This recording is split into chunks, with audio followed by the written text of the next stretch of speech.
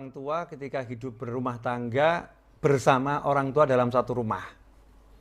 Dia tinggal satu rumah, ada istri, ada anak, terus ada orang tua. Sikap yang betul bagaimana? Satu hal yang harus digarisbawahi, kemudian ditebalkan, kasih tanda seru yang banyak. Tanda seru yang banyak. Surga atau neraka kita sangat besar, bergantung dari bagaimana kita bersikap terhadap orang tua kita. Kalau kita bersikapnya benar, dapat ridha Allah, bersikapnya nggak benar, dapat murkanya Allah Ta'ala. Itu yang pertama. Kalau udah paham seperti itu, maka prioritas yang paling tinggi adalah orang tua. Bukan istri, bukan anak, bukan cucu, bukan cicit. Ya, bukan istri, bukan anak, bukan cucu, bukan cicit. Jadi prioritas paling tinggi adalah orang tua. Termasuk orang tua itu adalah kakek nenek ke atas dan juga ayah dan ibunya istri alias mertua ke atas. Itu orang tua kita. Itu orang tua kita. Top ya, paling tinggi prioritasnya itu ayah dan ibu. Nah, sekarang dalam satu masalah kita berbeda pendapat dengan ibu atau ayah. Gimana cara menyikapinya? Simple. Sodorkan perbedaanmu pada Al-Quran, hadis Nabi Muhammad SAW, dan ilmunya para ulama.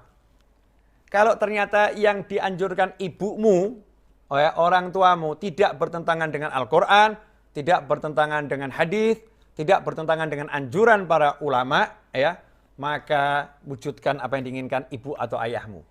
Kesampingkan keinginanmu. Tapi saya pengen keinginan saya terlaksana. Boleh.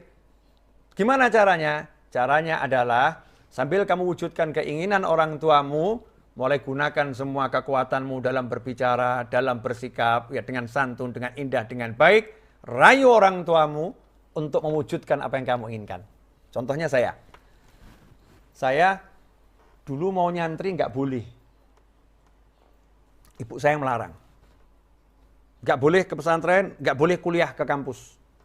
Bolehnya kalau di kota Solo. Keluar dari Solo nggak boleh. Intinya ibu saya mirip Nabi Yakub alaihi salam. Nggak bisa pisah dari anaknya, cinta gitu.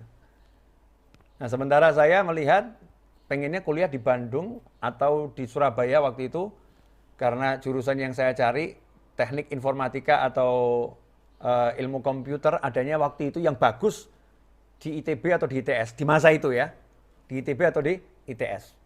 Berarti udah pupus nih, nggak mungkin saya bisa ke Bandung atau ke Surabaya untuk ke ITB atau ke ITS.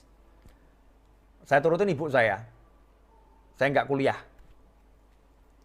Bayangkan ya, di sekolah itu ya nggak jarang dapat juara 1 atau juara 3. Pernah juga juara 20. 20 kan tetap juara ya. EQ di atas rata-rata. Guru-guru saya di sekolah mengatakan, jangan sampai kamu nggak kuliah. Sayang, eman-eman. 1 tahun saya belajar untuk UMPTN saat itu. Tiba-tiba ibu saya ngomong seperti itu. Buat anak itu kan berat. Tapi ya saya pilih ibu saya karena di situ surga saya. Kampus nggak jamin saya masuk surga. Tapi kalau menurut ibu saya, jaminan dari Allah pasti masuk surga. Ridhollah fi ridhol walidain. Saya ikutin ibu saya. Tapi saya masih pengen belajar. Akhirnya tiba-tiba muncul ide, saya mau ke pesantren. Mau ke pesantren, nggak lama. Kalau kuliah kan harus lama. Ke pesantren sebentar aja. Maka dalam waktu beberapa bulan saya rayu ibu saya. Rayu, benar-benar dirayu. Berbulan-bulan dirayu. Boleh ya ma, ini biar diizinkan ke pesantren. Hanya sebentar saja. 6 bulan pulang. 6 bulan pulang. Harapan saya kalau udah nyantri nanti 6 bulan, nggak disuruh pulang. Harapannya. Alhamdulillah diizinkan. Subhanallah nyantri 6 bulan, ternyata benar-benar disuruh pulang. Ya benar-benar disuruh pulang. Waktu saya mau pulang, teman-teman di pesantren mengatakan, oh kamu kalau pulang nanti kualat sama ustadz ini. Kualat sama abuya. Oh kamu akan kena bencana nih.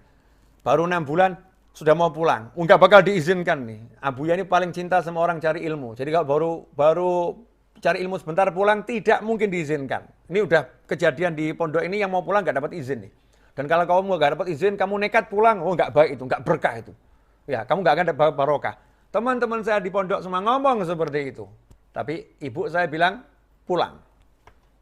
Ya saya masuk masjid, sholat sunnah hajat 2 rakaat, minta sama Allah Ta'ala, ya Allah, saya mau ngadep guru saya mau pulang. Hasilnya apa? Subhanallah, guru saya lagi dipijit, ba'dal isya itu. Kemudian ruangan kantornya lampunya dimatikan, gelap, remang-remang saja yang nyala. Pintu kantor dibuka, karena saya minta izin masuk, diizinkan. Terus saya ngomong, ada apa Novel? Dengan berbahasa Arab, terjemahannya seperti ini, ada apa? Saya izin mau pulang besok, dipanggil ibu saya, nggak boleh nyantri lagi. Jawaban guru saya, pulanglah, sudah cukup yang kamu pelajari, walakal barokah. Dan kamu mendapatkan keberkahan. Dan kamu mendapatkan keberkahan. Itu semua berkat karena tetap kita jadikan top priority adalah orang tua, ibu atau ayah, prioritas paling utama. Bahkan sebagian ulama mengatakan, kalau kamu mengutamakan anakmu di atas orang tuamu, maka kamu anak yang durhaka. Jadi kalau kita utamakan anak kita ini, di atas orang tua kita anak durhaka. Misal, ibu sakit, anak sakit. Semua mau dibawa ke rumah sakit. Ibu minta dibawa berangkat rumah sakit dulu, istrimu bilang, anak kita dulu. Istrimu bilang, anak kita bawa rumah sakit. Ibu sekarang rumah sakit, ibu sekarang rumah sakit. Kalau kita milih anak kita, dan kita menjadikan ibu kita nomor 2, maka bukan anak yang berbakti. Karena mengutamakan anaknya di atas orang tuanya. Seharusnya, anak engkau di rumah dulu, ibu manggil saya. Maka berangkat ke rumah sakit, antarkan ibunya, baru dia antarkan orang tuanya. Kalau memang harus seperti itu. Kecuali ya ngomong dulu sama ibunya, Bu, ya, saya mau antarkan ibu, tapi ini cucu ibu lagi sakit. Boleh nggak saya antarkan anak dulu ke rumah sakit? Tetap prioritas di hati adalah orang tua. Selanjutnya kalau mau ngantar anak, tanya dulu sama ibunya. Ya, tanya sama ibu kita bagaimana seharusnya. Ini tetap dalam Islam seperti itu, Allah ngajarkan seperti itu. Kalau kita ikutin aturan Allah ini, hasilnya bagus. Buang akal kita. Ya, hasilnya